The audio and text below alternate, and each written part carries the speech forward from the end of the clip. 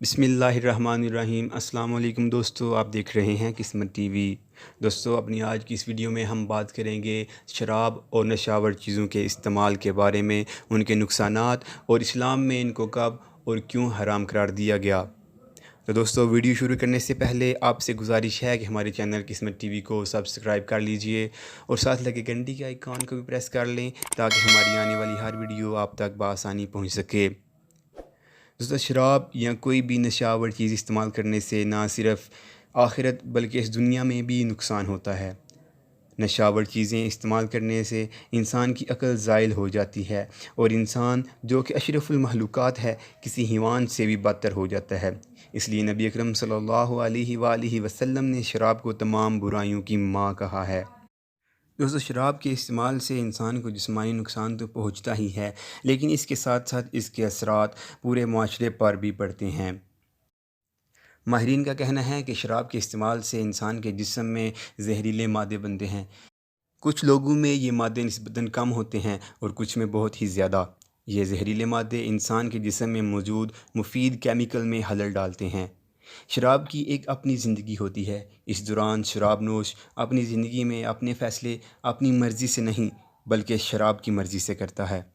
دوستو، عرب کے لوگ دین اسلام کی آمد سے پہلے بہت زیادہ شراب نوشی کیا کرتے تھے، اس لیے دین اسلام کے کچھ اوائل دنوں میں شراب نوشی عام تھی اور اس کو قرآن پاک میں منع بھی نہیں کیا گیا تھا۔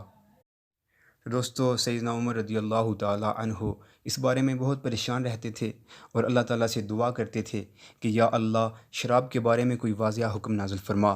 تو اللہ تعالیٰ نے شراب کے بارے میں پہلی آیت نازل فرمائی، جس کا ترجمہ یہ ہے: تم سے شراب اور جوے کا حکم پوچھتے ہیں، تم فرما دو کہ ان دونوں میں بڑا گناہ ہے اور لوگوں کے لیے کچھ دنیوی نفع بھی ہے اور ان کا گناہ ان کے نفع سے بڑا ہے۔ اب کچھ لوگ تو اس آیت کریمہ کے نازل ہونے کے بعد رک گئے کہ شراب پینا ایک کبیرہ گناہ ہے، لیکن حضرت عمر رضی اللہ تعالیٰ عنہ نے پھر سے دعا فرمائی کہ یا اللہ، اس کے بارے میں اور واضح حکم نازل فرما۔ اس پر اللہ تعالیٰ نے ایک اور آیت نازل کی، جس کا ترجمہ یہ ہے: شیطان یہی چاہتا ہے کہ تم میں بیر اور دشمنی ڈلوا دے شراب اور جوئے میں اور تمہیں اللہ کی یاد اور نماز سے روکے، تو کیا تم باز آئے؟ اب اس آیت کی تفصیل میں علماء کرام نے لکھا ہے کہ جب تم نشے کی حالت میں ہو تو نماز نہیں ادا کر سکتے۔ اب اس آیت کے بعد مزید لوگوں نے شراب پینا چھوڑ دی کہ اگر نشے کی حالت میں ہوں گے تو نماز ادا نہیں کر سکیں گے، لیکن کچھ لوگ ایسے بھی تھے جو اب بھی شراب نوشی کیا کرتے تھے۔ اس آیت کریمہ کے نازل ہونے کے بعد حضرت عمر رضی اللہ تعالیٰ عنہ نے مزید التجا فرمائی کہ اے اللہ، اس کے بارے میں مزید واضح حکم فرما دیجیے۔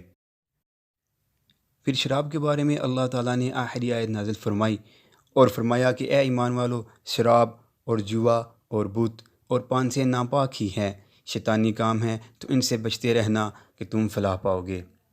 اس آیت مبارکہ کے بعد تمام صحابہ کرام نے شراب اور دوسری نشہ آور چیزوں کو بالکل مکمل چھوڑ دیا، اور نبی اکرم صلی اللہ تعالیٰ علیہ وآلہ وسلم نے اپنی حدیث مبارکہ میں بھی یہ واضح کر دیا۔ نبی اکرم صلی اللہ علیہ وسلم نے فرمایا کہ ایسی کوئی بھی چیز جس سے نشہ طاری ہو جائے حرام ہے، چاہے وہ انگور سے تیار کی گئی ہو یا کسی اور چیز سے۔ اس کے بعد ایک اور حدیث میں آتا ہے کہ شراب مت پیو، یقیناً یہ ہر برائی کی چابی ہے۔ ایک اور حدیث شریف ہے کہ ہر نشہ لانے والی چیز حرام ہے، اور جس کی زیادہ مقدار نشہ لائے اس کی تھوڑی مقدار بھی حرام ہے۔ نبی اکرم صلی اللہ تعالیٰ علیہ وآلہ وسلم تمام جہانوں کے لیے رحمت ہے، اور آپ صلی اللہ علیہ وآلہ وسلم کی نبوت تا قیامت ہے۔ اسی لیے نبی اکرم صلی اللہ تعالیٰ علیہ وسلم نے اپنی امت کو ہر اس چیز سے آگاہ فرما دیا کہ جس سے امت گمراہ ہو کر راہ حق سے بہک جائے۔ دوستو، شراب نوشی سے سالانہ کئی لوگ موت کے گھاٹ اتر رہے ہیں۔ شراب نوشی آدمی کو اندر ہی اندر بالکل ختم کر دیتی ہے۔ یہ آہستہ آہستہ انسانی اعضاء کو ناکارہ بنا دیتی ہے۔ شراب نوشی سے انسان کی زبان لڑکھڑاتی ہے، قدم ڈگمگاتے ہیں، دندے ٹھپ ہو جاتے ہیں۔